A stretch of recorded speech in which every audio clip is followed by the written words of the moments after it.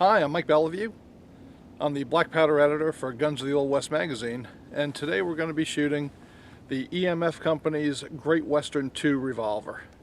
This is manufactured in Italy by Pieta and imported exclusively by E.M.F. All right, the Great Western II is a conventional single-action revolver. It has to be placed on half-cock to load it. That gets the cylinder spinning freely. And then we load it with our typical single-action loading sequence. Load one, skip one, and then we'll load the next four.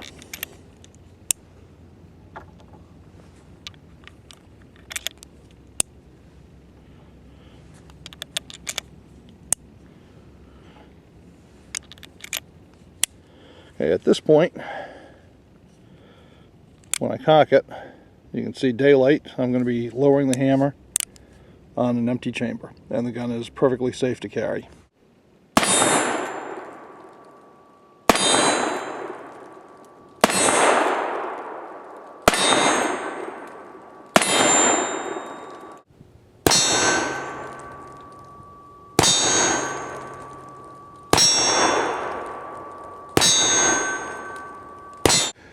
The Great Western II, imported by E.M.F, is a copy, of course, of the famous Colt single-action Army revolver. And for my money, it is the most faithful copy of the Colt that you can buy. Most of the parts will interchange with a Colt.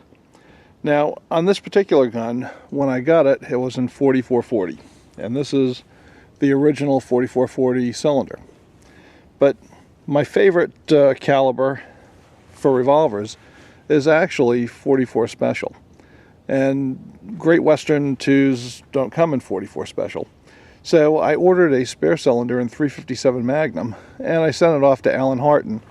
And he chambered that cylinder for 44 Special, and then fitted it to the gun so it was tuned as well as the 4440 cylinder.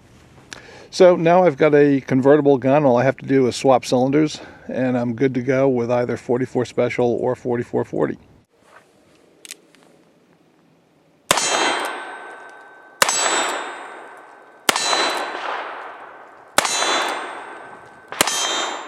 I really like the Great Western II revolver line. I like just about everything about it. It's a beautiful gun.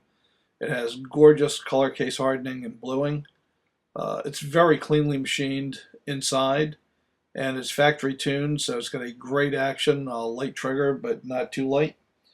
And it's got second generation sights with nice wide rear sight and a thick front sight, so it's easy for these old eyes to see them. And I really do appreciate that. Now, there are three things that I changed on the gun, and the most obvious are the grips.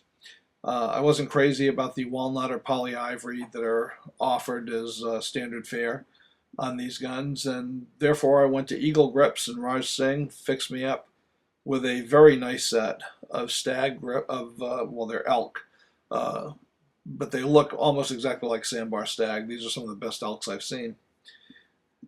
And I really don't like the crescent ejector rod button, so I outfitted this with a bullseye ejector head. And the final thing I did was to change out the base pin.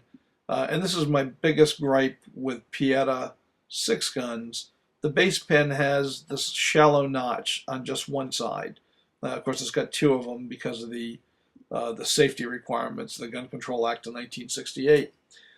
But it makes it very hard to reinsert because you just have that one area to get it right. So I tossed that base pin and I replaced it with an actual Colt base pin. And they fit this gun just fine, and it's a much better solution for me.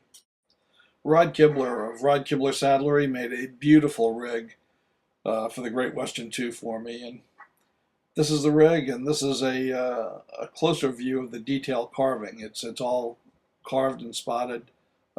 Scallop conchos, just a beautiful rig. You know, some days I can shoot, and then there are days like this where I probably should have taken up golf.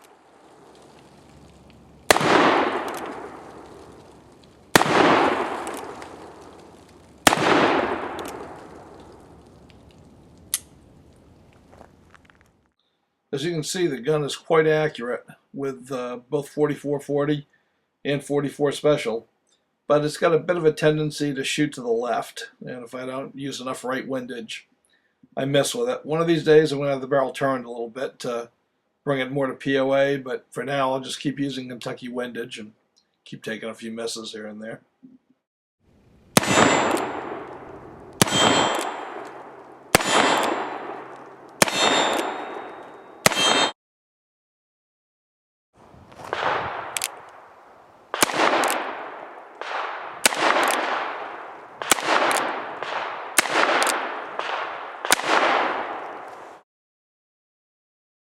And here's the bad guy's view of the Great Western 2.